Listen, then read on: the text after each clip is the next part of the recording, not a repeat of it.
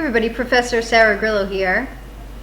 Thank you for following me. And you know, in my playlist about modeling, I'm going to talk a lot about valuations, but then I also want to put together a qualitative investment analysis for you. So here we go. I actually have a report here that I wrote that I'm willing to send to you. Go ahead and hit me up with an email. And you can see how I would walk you through how to put together an investment research report in text format. So the first thing is always include the ticker and the price, and then have a date on the report. I actually left mine off here. I don't even know when the date was, but I'll just put a question mark. So in the beginning, you want to put a summary of what the company actually does. So keep in mind that as an investment analyst, and this is what I teach all of my clients when they're interviewing for jobs, is that many times as an analyst, you're in that level, at that level where you're putting together information for somebody else. So the point here isn't to throw the whole kitchen sink at them. The biggest gripe I have with analysts and how their minds work is that they are very data-focused people. They love information and data. Okay, if you weren't in that camp, then you wouldn't be able to be an analyst, right? But the problem with that on the flip side is that it's very hard for them at times to distinguish what is real and relevant versus what is information that is repetitive, slightly redundant, or maybe not even relevant at all to the investment theme. Okay, so as an analyst, you'll be able to move up quicker if you're able to provide your managers or whoever's making the decision that you're making the reports for.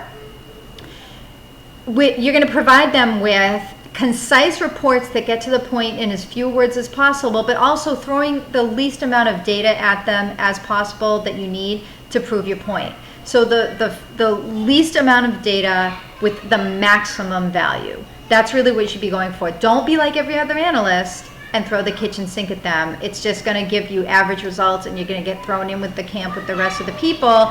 And also, I think it's probably just going to make you a little bit less effective in your analysis, because you have to be able to point out what the key drivers are of growth for a company.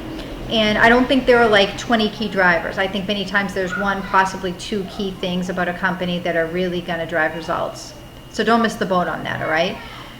So I would say like a 3 to 4 line summary of, if you're informing a manager who doesn't have time to follow this company, what the company does, what their major brands are, you know, maybe some recent performance, and what the company is looking like, what their current outlook is. You know, is the stock in the tank and this is a distressed opportunity where you think they're going to turn around? Is this that maybe just that they're doing these great results but they're not noticed by the street, they're overlooked? Or are they hitting the ball out of the park and maybe going to do even better this year, more than the analysts are anticipating? Whatever it is, put your thesis in there, right? Let them know up front, this is why you should pay attention to this research report. I got news for you. Portfolio managers don't necessarily read every word that you write. They don't have time to. So get to the point and get there quickly, and you'll get more attention from your manager, and you'll be more likely to move up. So then I suggest making 3 key reasons. My reports are very direct. 3 key reasons to buy the stock. As I said, all that you need really is 1 or 2, but put 3 together, okay? And then comment on that, have good solid results. Good solid data that's supported by third parties. You don't just want it to be conjecture, okay? Now you also should have done a model. See my other videos in this playlist about modeling, because you need a model as well as a quantitative write-up. Now the growth drivers, more than the 3 reasons to buy the growth, the growth drivers are the reason that you see their growth being sustainable in the future. You've got to talk about the risks, the reason that the growth might not be sustainable. That's the next subject.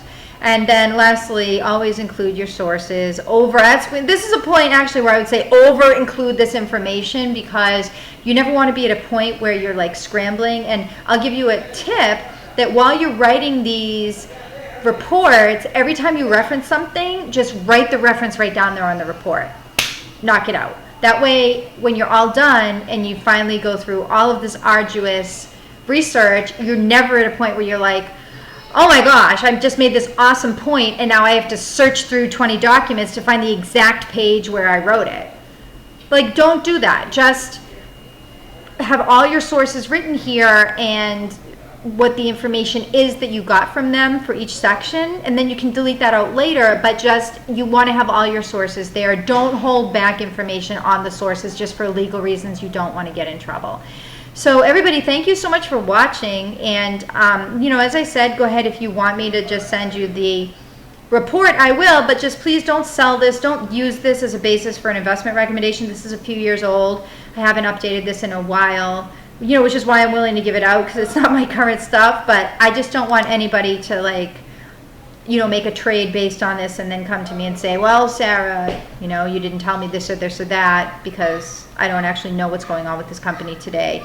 So everybody, thank you for watching. Please subscribe and also share this video with your friends that need to hear about this.